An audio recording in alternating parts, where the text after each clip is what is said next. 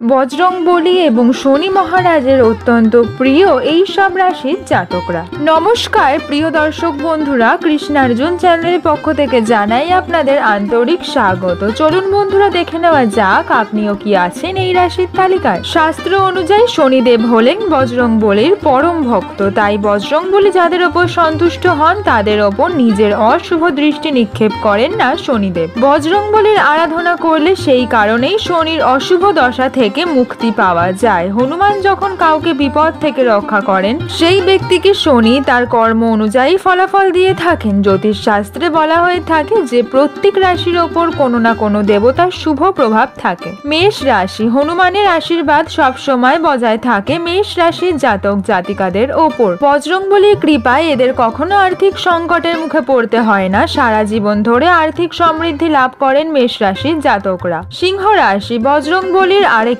সবচেয়ে প্রিয় রাশি হলো সিংহ।